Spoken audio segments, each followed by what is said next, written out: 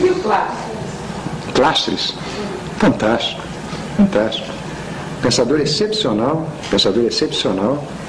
que morre, né, que morreu num momento que provavelmente ele ia explodir, porque ele começava a ultrapassar todas as teorias antropológicas da troca, da reciprocidade, da dívida infinita. Ele começava a entrar numa linha fantástica de pensamento, né? E ainda assim nós conhecemos a arqueologia da violência, a sociedade contra o Estado, né? Textos lindíssimos, né? Fantásticos, que mostram, né, uma maneira de pensar a vida, mas que evidentemente a subjetividade humana não suporta. Quando Clastres diz, por exemplo, que a guerra no primitivo tem um objetivo. Qual é? Produzir o quê? Liberdade. Né? São coisas que nós humanos não vamos compreender. Nós humanos solicitamos a paz, né? Sem, por exemplo, entender que a paz é uma invenção do Estado. Nós não entendemos o que são os movimentos da história. Você só começa a entender esses movimentos da história se você faz esses investimentos fortes.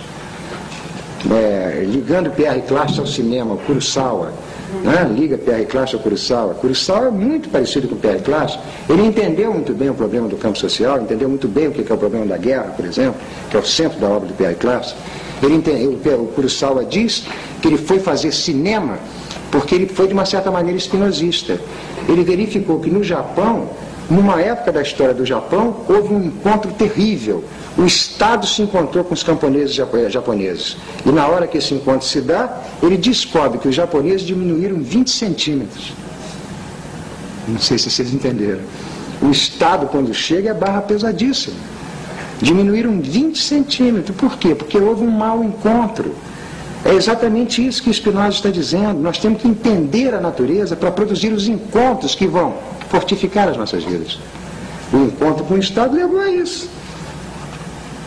Aqui nós provavelmente não diminuímos 20 centímetros em termos quantitativos de extensão, mas diminuímos 20 centímetros em termos de intensidade. Né? Não há nada mais que se queira no campo social em que nós vivemos do que fazer baixas de intensidade. Diminuir a produção da vida, a potência da vida. Exemplo clássico brasileiro, exemplo clássico a nossa universidade. A nossa universidade não é uma universidade para produzir pensamento. A única coisa que se produz na universidade é obediência. Se ensina o estudante a obedecer. Tanto que eu luto com muitos dos meus alunos, né, eles sabem disso, eu luto muito com eles quando eles começam a dizer para mim, eu não suporto mais, eu digo, não, aguenta a barra. Aguenta a barra. Pega esse diploma. É um instrumento de guerra. Instrumento de guerra. Porque a universidade só passa isso para nós. Quando você começa a verificar aulas em que a questão passa a ser o pensamento, o estudante fica inteiramente surpreendido. Ele não está habituado, ele não está formado para isso, porque desde os 3 anos de idade ele não para de receber essas forças constituintes de marcas e sinais. E em linguagem literária, o que se produz é produzir um homem dos hábitos, um homem que tem um conjunto de hábitos e julgue que aquele conjunto de hábitos que ele tem é a natureza dele. Então é preciso passar uma força, sobretudo a literatura é muito bonita para isso, de estranhamento. Abrir uma espécie de buraco onde você começa a verificar que sua natureza não é o seu conjunto de hábitos. Não é? Quando a gente lê o Michel Foucault, a gente fica muito surpreendido por causa dessas coisas.